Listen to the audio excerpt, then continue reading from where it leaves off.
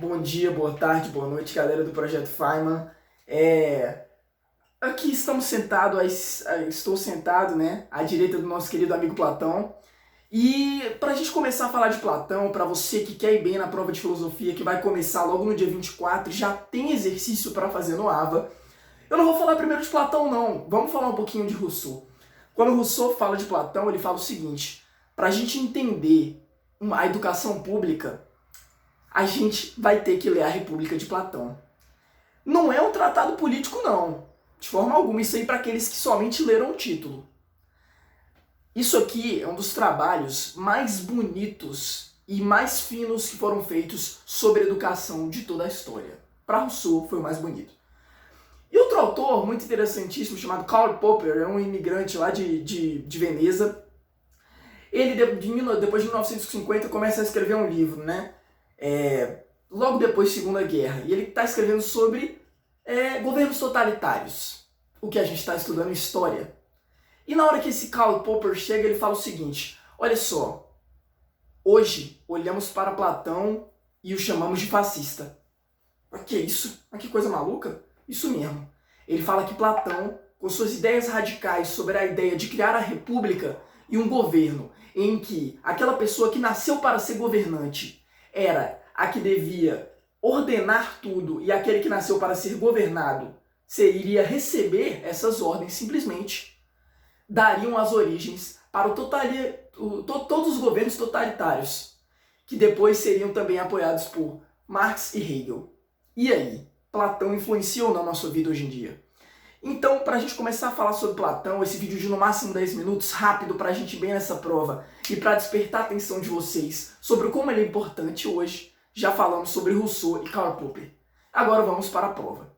Então, quando a gente fala de ética política e de governo em Platão, a gente não pode deixar de falar em Calípolis. O que é Calípolis? Calípolis era a cidade perfeita para Platão, uma utopia. Como assim? Platão começa a desenvolver as suas ideias e ele começa a ver o seguinte: a primeira coisa que ele tenta fazer é transformar o rei em filósofo. Por quê? Porque ele acredita que a única forma da gente acabar com os conflitos da sociedade, o único momento em que não terá mais conflitos na sociedade, é quando o rei for um filósofo, ele conhecer a verdade, conhecer o mundo das ideias e souber passar as virtudes para as pessoas e conduzi-las à justiça, que é a ideia, um sumo bem. Vocês vão entendendo isso aos poucos, mas esse é o conceito principal. Então, quando a gente está falando de Platão, essa ideia de Calípolis, o rei filósofo, ou filósofo rei, vem dessa ideia dele de que, para que a gente resolva os conflitos da sociedade, o rei vai ter que ser filósofo. E aí, o primeiro desafio dele foi em Siracusa, uma cidade lá perto de onde ele morava, lá na Grécia. E aí ele foi lá em Siracusa e tentou transformar o tal do rei em filósofo. Acabou sendo preso e quase vendido como escravo. Então, o que ele faz é tentar transformar os filósofos em reis. E aí ele cria a academia. A Academia de Platão é a origem da ideia de universidade. Se você vai para a UNB, se você vai para alguma universidade esse ano, vem da ideia de Platão. E é por isso que o professor de Yale, que dá um videoaula de graça no YouTube sobre a República de Platão, ele fala o seguinte: ele começa a videoaula falando o seguinte para os alunos: galera, daqui a 4 anos, quando vocês se formarem, vai ter pelo menos um nessa sala que vai achar a República de Platão como o livro mais importante que você vai ler em toda a sua vida. E eu quero que essa pessoa me mande um e-mail daqui a 4 anos. Por quê? Se não fosse a República, não existiria Yale. Porque Platão criou a academia na ideia de transformar o filósofo em rei. Ok? Então, continuando nessa ideia de Platão, a gente vai evoluindo, né? E aí, essa ideia dele de transformar uma república perfeita, de utopia, tem a base no que a gente estudou no primeiro ano, o mito da caverna. Galera, não pode esquecer o mito da caverna. O que é o mito da caverna? Divisão da nossa realidade em 2 mundos. Como assim? O mundo inteligível, o mundo sensível, o mundo das ideias e o mundo do terráqueo, das coisas terrenas. Então, o mundo inteligível é onde está a verdade. Entenderam? O objeto principal no mundo inteligível é a verdade, é o conceito de justiça, é o mundo das ideias, em que ali a gente realmente consegue chegar a ele por meio da razão. Já o mundo sensível das coisas terrenas, a gente tem que as pessoas estão acorrentadas às ideias que não levam à verdade. Então lembrem desses conceitos do primeiro ano. Por quê? Ele acredita que todos nós, e aí vai ser muito importante para a nossa prova, a gente vai ter que ter a ideia do rio do esquecimento. O que é o rio do esquecimento? Rio do esquecimento vem da ideia de Platão do conhecer é lembrar. O que é o conhecer é lembrar? Para a gente chegar ao conhecimento do mundo inteligível, que é um dos mundos de Platão, a gente vai ter que lembrar daquilo que a gente teve contato antes que a gente existia. Que loucura, né? É isso mesmo. Antes da gente existir, a gente teve contato com pleno conhecimento, com o mundo inteligível. E aí, na hora que a gente tem contato com pleno conhecimento, com o mundo inteligível, a gente volta ao mundo esquecendo de tudo. Aquele que bebeu muito do rio do conhecimento vai se ligar para prazer, para honras, para fama na terra. Aquele que bebeu pouco do rio do conhecimento antes de vir para a terra, vai poder ser um governante, um filósofo, uma pessoa que se dedica ao conhecimento da verdade. Entenderam? Então, aí entra outra teoria importante do primeiro ano, reminiscência. Não se esqueçam dessa teoria. É justamente a teoria que fala que a gente vai lembrando das coisas que nós já tivemos contato do mundo inteligível antes da gente existir.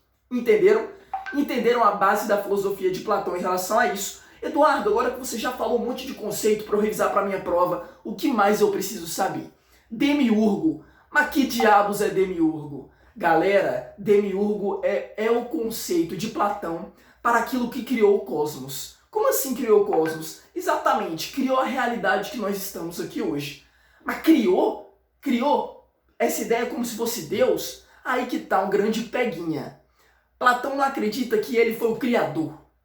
Aí, criou é uma palavra errada, então. Ele ordenou. Estava tudo bagunçado e ele colocou em ordem. E as coisas ali que ele colocou em ordem foram para ser semelhança a ele mesmo. É como se fosse uma ordem da razão. Uma razão artífice, essa palavra é importante. Artífice é aquele que cria, o artesão, que maneja a criação das coisas. Então, ele manejou a criação do universo, ordenando as coisas, de forma a que houvesse ordem e razão.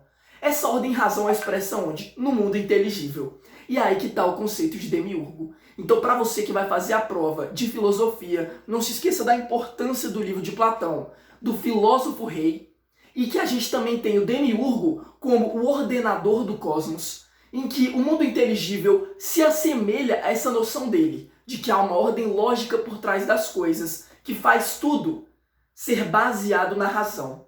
Entenderam? Antigamente, lá na pré-história, lá muito antigamente, tudo era bagunçado, desordenado. Chega Platão com a ideia do demiurgo, falando que essa ordem lógica suprema, a providência divina, botou ordem nas coisas. Essa é uma base de forma muito sucinta. Recomendo muito que assistam essa aula de Yale. A aula é The Philosophers and the Kings, os filósofos e os reis.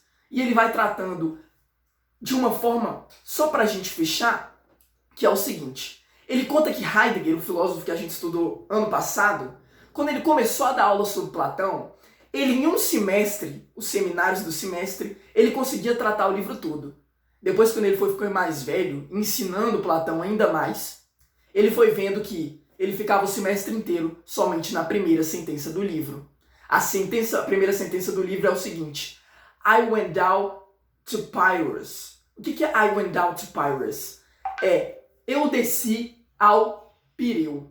Pireu é outro conceito importante na Grécia, onde havia muitas discussões políticas. Só que esse conceito é tão denso e tão profundo, envolve tanta coisa, que Heidegger, esse filósofo antigo, ficava um semestre inteiro somente tentando explicar essa primeira sentença. Vai ser difícil de eu explicar para vocês aqui agora. Mas então, estudem a fundo Platão. Não porque vai cair na prova de filosofia daqui agora, mas porque, como Rousseau muito bem disse, se vocês querem entender a educação pública, leiam Platão. Ou, como o professor de Yale muito bem disse, se vocês querem ter um livro que vocês mais vão gostar e quando se formarem vão mandar um e-mail, que ainda vão estar tentando entender esse livro, mas já vão ter amado e vão levar ele para a vida inteira, vai ser a República de Platão. Levem esses conhecimentos, vai ser muito importante não só para o conhecimento de prova, mas também para a vida de vocês. Uma redação no Enem que trata da República de Platão, ela tem uma base muito grande, já que é uma base filosófica da filosofia da sociedade ocidental. Muito obrigado, Projeto Feynman manda um abraço.